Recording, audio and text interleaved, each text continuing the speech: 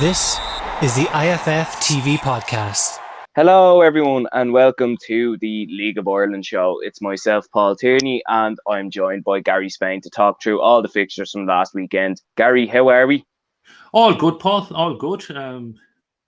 It's another interesting weekend of SSE Electricity League football. So. Yeah, definitely. We'll crack on anyway. We'll start off with the top of the table in the Premier Division. So obviously Dundalk, they were 1-0 winners against Shamrock Rovers. Robbie Benson got the goal after 80 minutes, and Ronan Finn was sent off in the 90th minute against his former side for the away team. Gary, 5 points in it now. Dundalk have caused Rovers a lot of problems this season, even though they were beaten by them in Tala. What do you think? Do you think it's still on, or do you think it's still Rovers very much so to lose? Yeah, I hope people aren't trolling back over videos a few weeks ago, because some people, probably including me, thought Dundalk had no chance in the title race. And, well, it's not just 5 points. They also have a game in hand. So, and they've just beaten Rovers. So you have to say they're in the title race. And the other factor in this is, I mean, Rovers have Europe coming up and Dundalk don't have any distractions. And Rovers potentially and hopefully have a lot of matches in Europe. And having said all of that, I find it very hard to believe, and I'm sorry, Dundalk fans. I mean, I think if Dundalk, I said this as well, if Dundalk get third and get Europe, it will be a fantastic season and a brilliant achievement by Stephen O'Donnell. And I don't think there can be any club in the league whose fans are happier with the way things are going than Dundalk at this point, you know, given the expectations, given where they've come from. So let me start with that. They are 5 points down. They have a game in hand, and Rovers have a lot of distractions coming up. But I still think it would be an incredible achievement for Dundalk just to get Europe. If they were somehow to win the title, it would be phenomenal. Can they do it? You have to say they can. I still expect Rovers to win it because of the squad they have, because of the budget they have, and money does talk in this league. Mm-hmm. And Rovers have the best players, and they're well equipped to cover for injuries, suspensions. They're able to cope with Europe. But you never know, because the absolute priority for Rovers at the moment has to be to get past Hibs of Malta. They just must win that tie. It means so much to them. It gives them the safety net of the Europa League. Financially, it'll probably be enough to get them eventually into the group stages. I don't think the group stages of the Champions League are realistic, but certainly at least the conference. So I'm sure Stephen Bradley and the squad will have an eye on that game. And whereas Dundalk, they can be totally focused on the league.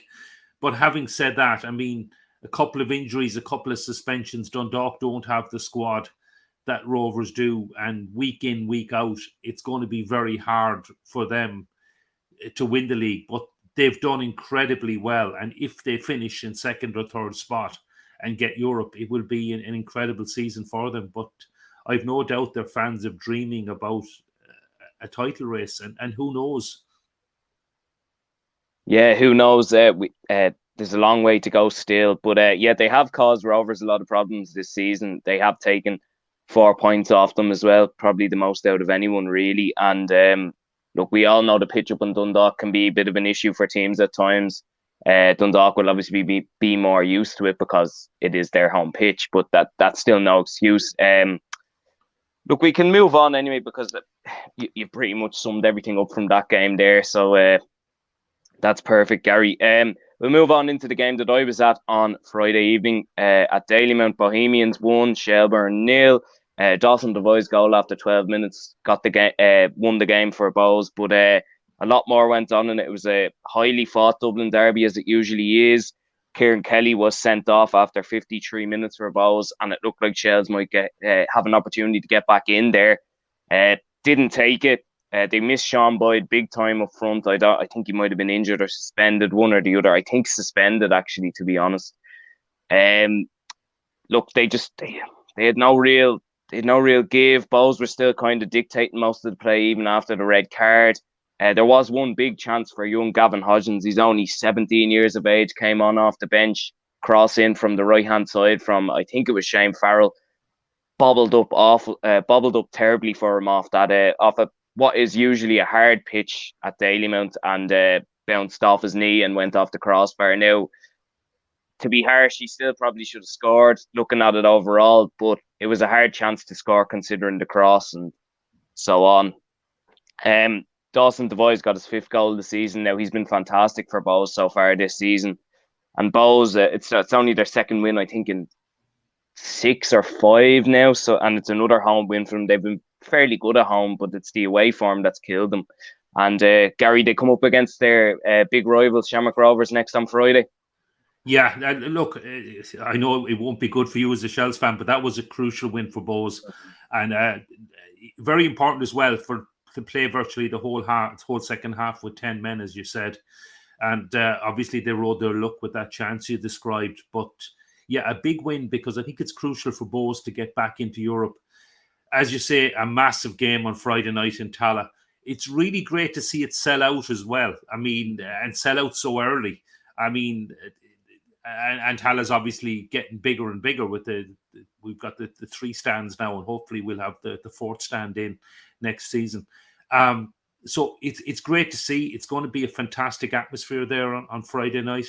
And I just had a friend messaging me, is there any chance of a ticket? No, I'm not even going myself, but it is. I really love to see this. I mean, I'm sure Bohs and Shels was sold out as well last Friday night.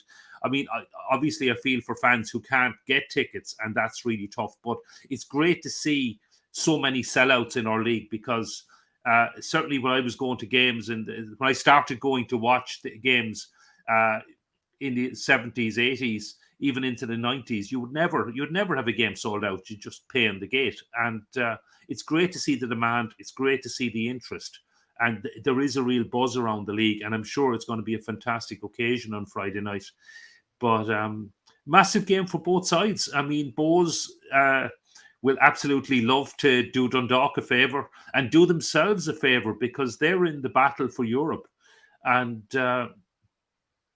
in recent derby matches, I suppose Rovers have had the edge, but before that, Bohs had gone on a great run. And if I remember rightly, Rovers were a little bit fortunate to win the game earlier in the season 1-0 in Tallaght, that Bohs played really well and probably were worth at least a point. And yeah, it should be an absolutely cracking match on Friday night.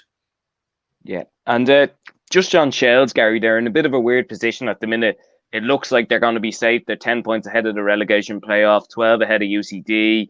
Do they try and kick on for Europe if they can get a couple more results together? After winning 4 in a row, they've now lost 2 in a row. So it's what do you think for Shels and Damien Duff? Do you think they should be happy enough with where they are, or could they try and kick on? Obviously, with the result on Friday just gone, it's going to make it a bit tougher, considering Bohs were just ahead of them. Yeah, look, there's a few teams ahead of them. If you look at the league table, they're not that far off the European places. And remember, 4th could well be Europe as well. I mean, you mentioned the 17-year-old coming off the bench. I think, and I hope Damien Duff will be building for next season as well. But Shels could also get a decent run in the FAI Cup. A tough draw yesterday. Bray Wanderers away. They won't be too keen on that. The Carlisle grounds will be a tough place to go. But I'd still fancy Shels to come through that. And, if they got a bit of a cup run going, get a bit of excitement around the club. As you say, they are safe from relegation. I don't think there's any danger of them being sucked into the bottom 2. And I think it's something like a 12-point gap from Finn Harps, and I think another couple of points ahead of UCD. So I think Shels and Damien Duff will definitely be looking upwards. If they went on a run, they could challenge for the European spots, but I think Friday night's defeat was a pretty bad blow from that perspective. And it's not just the points to make up on Pats in 4th place. It's also to leapfrog Bohs, as you said, leapfrog Sligo, catch up with Pats. But look, who knows? I mean, it's all very tight there, and if any team can string a few weeks ago we were talking about Dundalk hoping to get into Europe. Now they've something like got a 10 or 11 point gap over the 5th place side, and they're really looking upwards and chasing down Shamrock Rovers. So who knows? But for me, I think Shels will probably finish the season in comfortable mid-table without being in any relegation trouble. Probably a bit too soon to challenge for the European spots, but well capable of going on a cup run, and maybe have an eye on that Bray Wanderers game at the end of next month. Yeah, definitely. Just to mention, the next game for Shels is at Talca Park on Friday night, and they play in-form Dundalk, so we can look forward to that one. They did get a point off them at Talca earlier on the season, and were unlucky to lose 2-1 away at Oriel Park later on. I think it was end of April as well. So, look, should be an interesting game on Friday. Anyway, I did catch up with Jordan Doherty, Bohemians centre half, after the game, and you can catch that interview now. Paul Tierney here with Jordan Doherty after Bohemians 1-0 win over Shels. Jordan, what a result, especially with 10 men. Yeah, I think going down to 10 men is always difficult, but the boys dug in deep and got the result, thankfully. Yeah, and Ty Groin coming in for his first start as well. A couple of other lads in due to injuries. Great performance from you, and the red card as well. Really struggling with that. Yeah, I think, well, not struggling, but it made it tougher. Do you know what I mean? Of course, yeah, it always does. But I'm buzzing for Ty. I see the work that he puts in, day out, and he's a top lad, top professional. So it doesn't surprise me when he comes in and puts in a performance like that. So really delighted for him. So yeah, and Dawson getting another goal. That's 5 for him this season, and a few assists. Must be brilliant to play with him. He's just offered earning under 21s as well. Yeah, Dawson, quality player.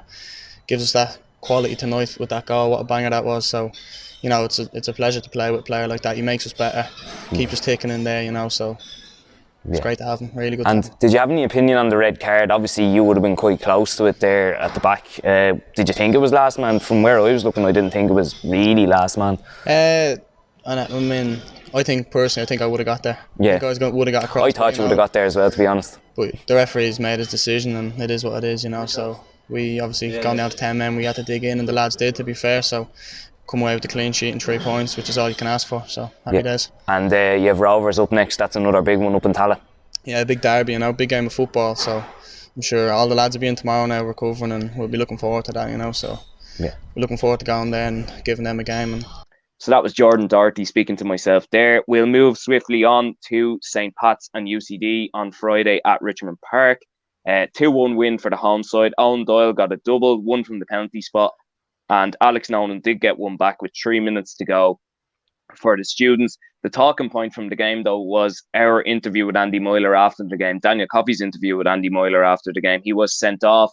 I think it was in relation to the penalty that Pat's got. I'm not 100% sure. I'll have to look back on it. But from seeing UCD a couple of times this year, Andy Myler, he does have a few words with the referee when he gets an opportunity. He has got a few yellow cards in a couple of the games. Some rightly, some maybe not so rightly. Some contentious decisions this season from all the referees. I'm not you know what I mean. I'm not slating the referees. I'm just saying from my opinion, I've seen a couple of dodgy decisions. I'm sure you have yourself as well. Gary, what did you make of it? Did you see the interview? I didn't see the interview yet, Paul. But I look forward to checking it out now. It's probably very frustrating for Andy Myler. I mean, especially when you're down near the bottom of the league and you feel the decisions are going against you. Yeah, I can feel his frustration with the standard of refereeing. I would say, my father back in the day in the 1970s was a referee in the league, and I actually, when Limerick were away, I used to go with him to some of the games, and I know there were some contentious decisions back in those days as well, and it is a very tough job. So I do have sympathy for the referees, but I also have sympathy for the managers from some of the decisions that are a bit baffling. So, yeah, look, it's tough to take. UCD are in a real battle, probably with Finn Harps. There's only 2 points in it. And I'm sure probably a game you wouldn't have expected UCD to get anything out of, but they were level for quite a while, and I'm sure he feels hard done by. But I haven't seen the incident, or I haven't seen the interview, so maybe the wrong person to ask. Yes. I only caught a bit of it, and he was considering his position from what I could tell anyway, which is a bit mad. I know they've had a couple of decisions against him this season. I was at some of them I wasn't. Just to mention Pats as well, they're in fourth, just behind Derry City. Derry are well out of form at the minute, which we'll get on to. Do you think they'll be eyeing up, trying to catch up with them if they can keep their improved form going? Oh, absolutely. I mean, now, as I said, fourth may well mean Europe in the end if one of the top three wins the cup. But yeah, I think Pats are on reasonable form. They're the cup holders as well. And I'm sure they'll have an eye on getting one of the top three spots and ensuring European football again.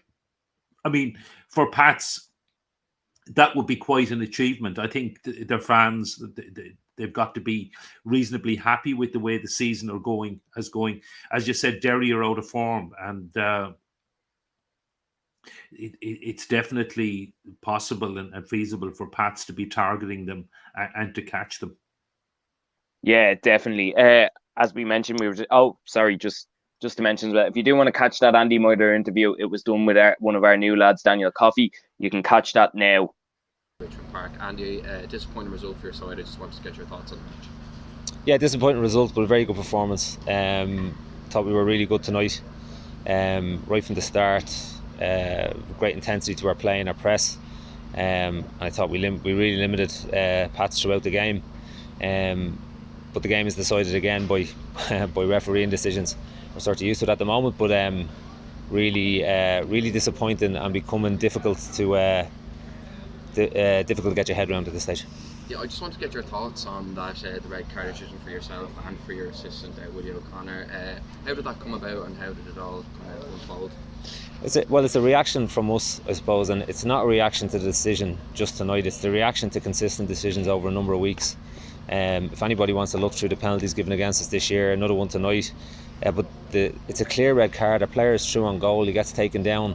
I'm not sure. I think Pats were expecting a red card as well, and it doesn't happen again. But it seems so easy to give these decisions against us. It's hugely frustrating at this stage, and to be honest with you, it would make me consider staying involved. The level of decisions that are being turned in week out now at this stage. So that's just frustration building over from not one decision, not two decisions, but a multiple of that, and it's difficult to take, and you can't help but feel that at this moment in time the group that we have are trying really hard but being absolutely shafted. It was a tight game in the first half, and then so early on in the second half for it to happen. Do you feel that it was a turning point in the game? Obviously it was 2-0 towards the last few minutes. You managed to pull one back, but do you feel, if you had had that extra man, it could have made the difference? Of course it makes a difference. It makes a difference all the time. So we have been consistently having to turn or try and chase games and turn games around based on decisions that have gone against the group in the last while. So I don't want to feel sorry for ourselves. We don't do that. We always look at ourselves. First goal we gave away tonight wasn't good from our perspective. So we look at that. We blame ourselves on that.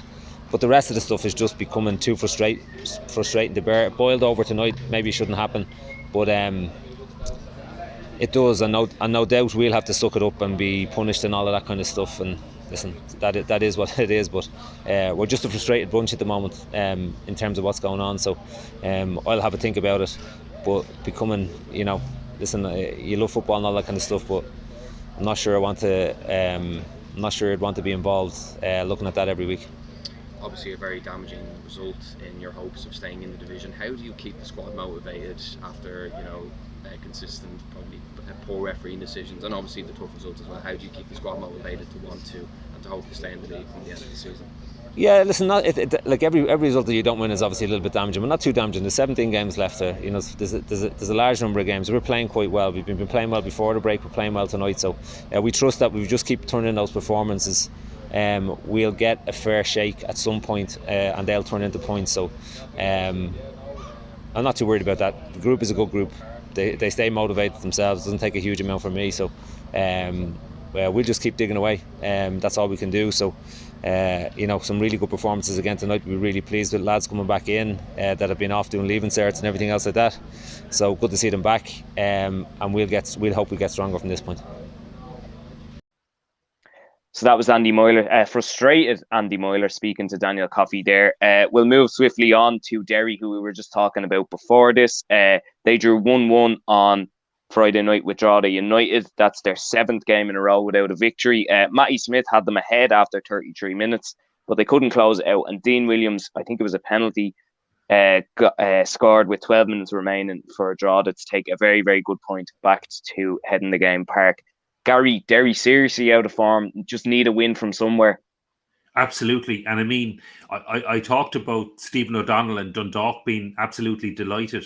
It's very, very disappointing for Derry. I mean, we were talking not too long ago about them really being in the title race, if not even being slight favourites. They had a bit of a lead over Shamrock Rovers, and now they're almost out of it. It's really, I mean, they're 8 points behind Rovers, same number of games played.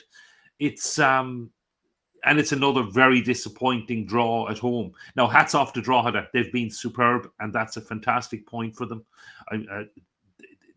Considering the players they've lost, they're doing incredibly well. They're 10 points ahead of the playoff spot, 12 clear of automatic relegation.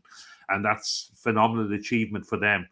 But for Derry, for the budget they've had, I really was expecting them to, if not win the league, at least be nailed on for second. I thought the top two would be nailed on, given the players they have, the squad, the budget, etc. And no, they might well end up in second place. I mean, it is an awful run of form, and as you said, they just need to find a win from somewhere. But they also have Europe now to focus on next month, and I think they'll want to at least get through the first round. Riga, it's tough enough tie, but a very winnable tie. And an informed Derry you would expect to get through. But they need to find form fast. And as you said, 7 games without a win is not a good run. No, not at all. You mentioned Drogheda as well. Maybe a bit surprised that they've done as well as they have. I mean, I know I was tipping them to do very, very poorly. I know you mentioned they lost a couple of players already, but maybe a bit surprised they've got as many points as they have. Yeah, I am surprised. I thought it would be a lot closer at the bottom. But look, hats off to them, fair play to them. They've had some fantastic results. They could beaten Dundalk, beaten Rovers. Look, I cannot speak highly enough of how well they've done this season. I mean, because it is a question again. We talk about the budgets and these teams have, and they are operating at a very different level to the likes of Derry City, Shamrock Rovers, even Dundalk. And it's a long way to go. We're just past the halfway mark, but 10 points. A 10-point lead over Finn Harps, a 12-point lead over UCD. That's a big gap for any of those sides to make up. And if Drogheda finish in 8th spot or even higher, and I think 8th really is the target. I don't think they're quite close to Shels, but I don't see them catching Shels. If they finish in 8th spot, it will be a hell of an achievement and quite a. And who knows, they could even have a cup run as well. I think it's Athlone at home. They got in the cup draw yesterday. They'd certainly be favourites for that, and who knows? Yeah, definitely. We can move on to, you mentioned Finn Harps there as well. They're 10 points clear of them, Drogheda. Saturday evening, Sligo Rovers beat Finn Harps 3-0 at the showgrounds. Aidan Keane got a double, and Carlos Sullivan got the other goal. 2 goals in the first 10 minutes for Sligo there to kill the game off pretty early. Gary, it looks like Finn Harps and Ollie Horgan are being consigned to the playoffs. So I know there's only 2 points with UCD, but most seasons he does come out and say he'd be happy with that. Yeah, as you say, it's only 2 points, but yeah, I would make Harps definitely strong favourites. With apologies to UCD and any UCD fans watching, I think Harps probably will end up in the playoffs. I mean, UCD have already lost Colin Whelan for the season. He's a massive loss with that cruciate injury. There's a lot of rumours circulating that Liam Kerrigan could be off as well. I think UCD, if they are to stay up or at least make the playoffs, they will need to hold on to players. But I mean, you look around the league, there's so many great players in the league have come through the UCD system. So yeah, I would fancy Finn Harps to get the playoff. I think the gap with Drogheda is probably too much. But I certainly, as any of the first division teams, wouldn't fancy facing a battle-hardened Ollie Horgan side in a playoff final. I suppose the good thing from the first division club's point of view is it's not 2 legs and they don't have to go to Finn Park. But even a one-off Ollie Horgan's Finn Harps will be very, very tough to beat. But I think even at this stage, with half the season to go, it does look like Finn Harps for the playoffs. Yeah, definitely. And a brief bit on Sligo. Since John Russell has come in, both interim and permanent manager, I think they've got 7 points from 9. Obviously, there was a break in between that. A good start for him, considering Liam Buckley's departure as well. Was a lot of pressure on him from the get-go. Yeah, it's a great start, and it is. Look, it is a lot of pressure because you can be up here in Dublin, and you go on about your daily lives, and in a place like Sligo, it's a real football town. There's very little else, and it's great. It really is fantastic, and it's all about Rovers, the local Rovers. They refer to the Dublin side as Shams, as everyone knows, but yeah. It's a real football town there. It is a lot of pressure. They've got Europe to look forward to as well. Bala Town of Wales, another very winnable tie, and but they'll also be looking at qualifying for Europe next season, and they'll be looking at chasing down Pats or chasing down Derry City as well. And of course, I mean, talking about yesterday's FAI Cup, I don't think there's anywhere in the country where the cup matters more than it does in Sligo, and they'll definitely have an eye on the cup run because the amount of excitement and everything that builds is just incredible. In fact, I was talking earlier about sellouts and everything like that. Probably the first ever sellout I can remember is the 1994 FAI Cup semi-final, because Limerick were drawn away to Sligo Rovers, and the game was actually postponed. I think it was halfway. I was beyond Tuam when the game was called off the first time, but it was played midweek, and I got up to Sligo and was told, "Oh, it's sold out." And what? Don't be stupid. And no, we did manage to get a ticket, and I did manage to get in. But back in those days, it would be incredible to think of big game. Now it's more the norm, and but for Sligo Rovers, if they can get a bit of a cup run going, stay in the European battle, it's John Russell will quickly become a hero there. Yeah, definitely. That wraps up the Premier Division anyway, with some interesting fixtures to come this week. We can go on to the First Division from last week, and we'll start at the top with Galway. They were 5-1 winners over Bray Wanderers at the Carlisle grounds. Stephen Walsh got a double the first after a minute, probably even earlier than that. Wilson Wayru, Hemmings got this goal. I'm not sure of his first name.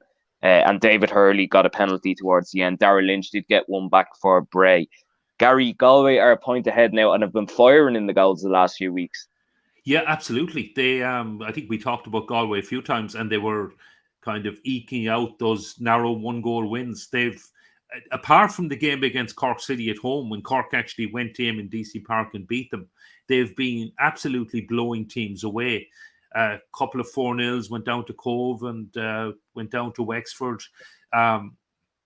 As you said, scored 5 at the Carlisle.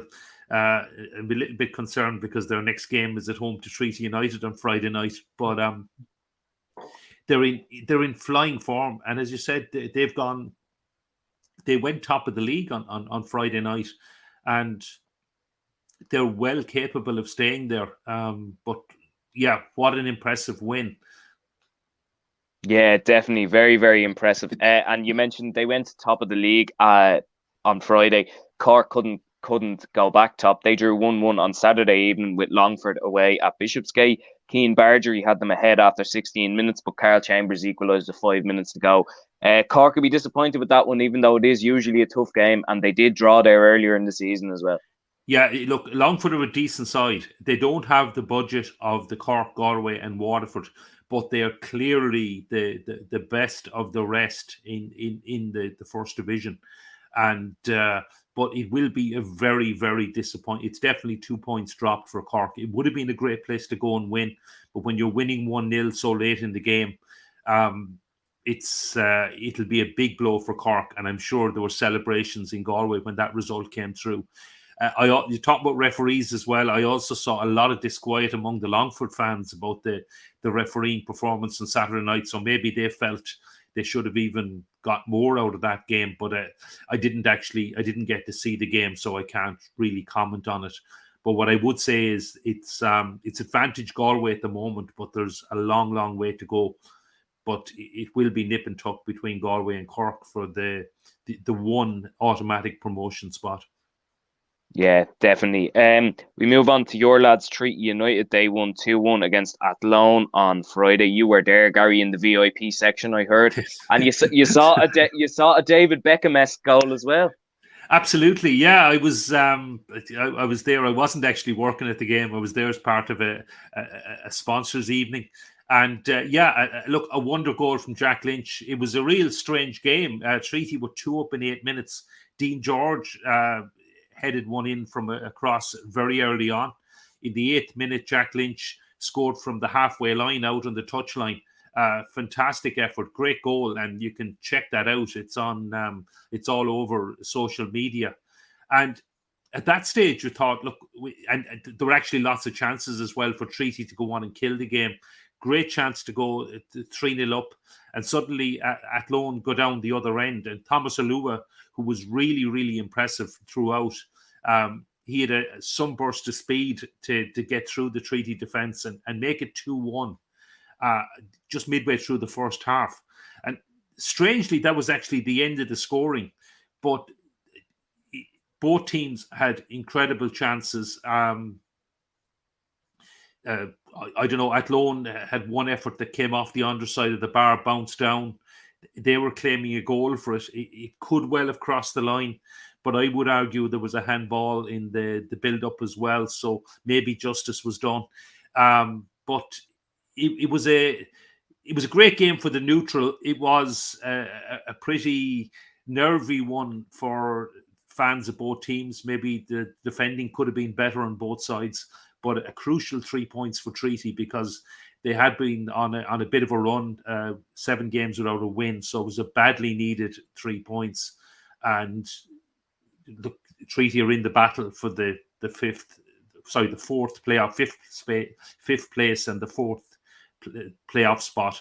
The likes of Longford, Waterford, Galway and Cork are gone over the horizon and won't be caught.